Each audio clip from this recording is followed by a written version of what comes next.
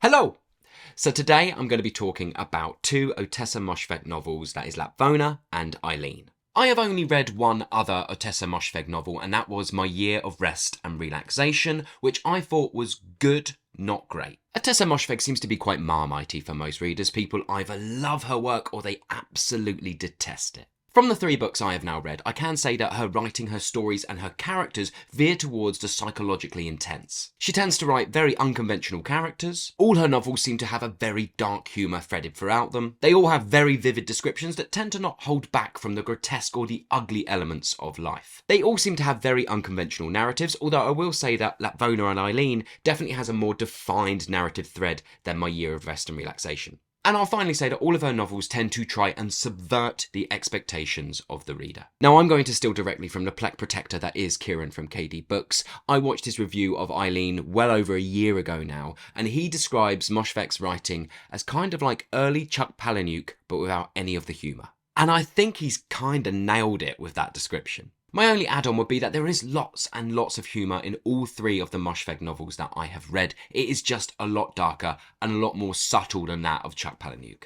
I mean, I found Lapvona and My Year of Rest and Relaxation really, really funny. So let's start with her 2016 Booker Prize shortlisted novel, Eileen. Set in a small New England town in the early 1960s, we follow Eileen Dunlop. Eileen is a 24-year-old secretary at a juvenile detention centre. Eileen's life is marked with misery and self-loathing and an obsession with her own emotional and physical decay. She is utterly trapped in her own misery, caring for her alcoholic and abusive father whilst nursing her own dark fantasies. The novel unfolds as Eileen is recounting her life in the lead up to a week before Christmas that will change everything forever. This week introduces Eileen to Rebecca St. John, a new employee at the juvenile detention centre, and Rebecca is the complete opposite of Eileen. Rebecca's glamorous and enigmatic presence begins to unravel Eileen's world, pulling her out of her mundane and oppressive existence. So, what did I like and what didn't I like? What I liked. I really liked Eileen as our lead protagonist. I found her utterly complex, intriguing and relatable. I also really enjoyed the psychological depths that the novel goes to. We dive deep into the intricate workings of Eileen's mind, providing a profound exploration of her personal struggles and her inner demons. I also really love the dark atmosphere that Moshfegh is able to create. I was just so in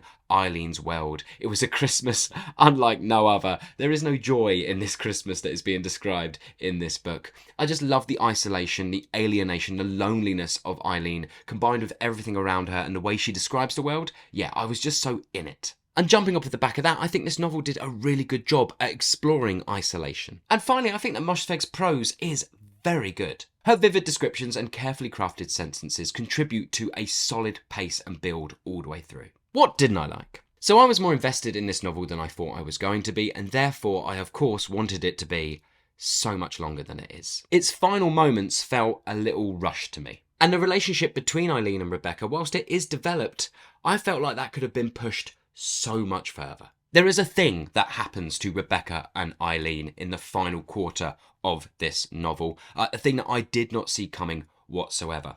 However, Eileen was doing things that I felt like, considering the amount of time she had known Rebecca, felt a little bit odd. If we had been given a lot more time with Eileen and Rebecca, allowed that relationship to really grow, then I feel like I would have been more in on the events that do happen. I think I just would have believed it a little bit more. Overall, I thought Eileen was very good, and I'm going to give it 3.5 stars out of 5. Now let's talk about Lapvona. In Lapvona, a corrupt medieval fiefdom, a deformed 13-year-old boy Marek lives with his shepherd father Jude. Marek has also been nursed from birth till present by the local village witch. When Marek commits a crime, the cruel Lord Willem demands that Jude give Marek to him as reparations. So Marek goes to live with Willem in his castle. And that's pretty much it plot-wise. I mean, I could go a little bit further, but I think I would just be spoiling things. Now, this book does go to some disturbing places. To name just a few, and there are many, we have things like animal cruelty, cannibalism, and sadism. None of the characters, including Marek, are morally good. It's a hard,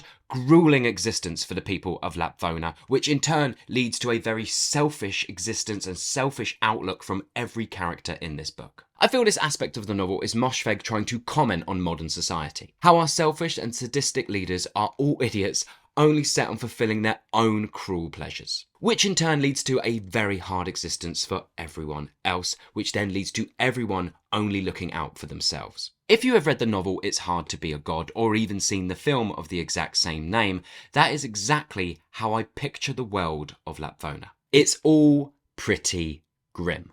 We do follow a variety of characters in this novel, and all of their stories connect and intersect in varying different ways, and the plot also had various twists that I did not see coming, which kept things really interesting. So what did I like and what didn't I like? What I liked, just like Eileen, Lapvona is filled with vivid descriptions, and Moshfegh just absolutely nails the tone of this one. The ugly, dirty, grim atmosphere is just painted all over its pages. The prose and pacing are all solid, and it was genuinely quite unpredictable. It went to places that I didn't expect. I also found this novel very, very funny. It is grim and stupid and silly and excessive, and it is within the excess that we get the absurdity, and it's within the absurdity that I found a lot of the humour. Some people might take those elements at face value, but don't, because if you do, this is just going to be a really grim and depressing read. What didn't I like? Mainly I'm struggling a little bit with what this novel's message is. If it is a comment upon modern society, then this novel certainly doesn't do anything to highlight how we might save it. Mainly what I'm getting from this novel is that we are doomed to repeat ourselves over and over and over again, unable to grow or learn from the lessons laid out before us. And that's fine, I guess, especially if you're the kind of reader who gets an endorphin rush from bathing in the grim and gruesome aspects of Lapvona. But I just wanted a little bit more. I wanted for there to be a glimmer of hope within all the chaos, and it just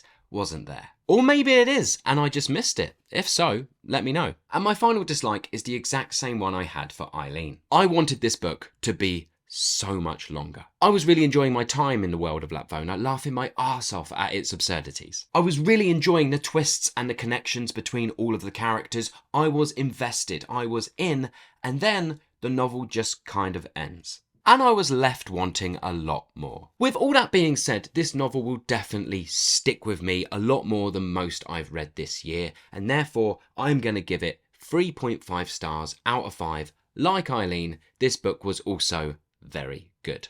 I was going to do a kind of Moshfegh ranking of the 3 books I have read, but I'm struggling to do that. I found all of them very good, and they all stand out in different ways because they are so vastly different content-wise. At a push, I could say it goes Lapvona, Eileen, and my year of rest and relaxation, but honestly, in a week's time, I could say something totally different. So, have you read either of these 2 books, or have you read any of Ottessa Moshfegh's other books? And if so, what do you think about them? Do you love them? Do you hate them? And also, what would your ranking be?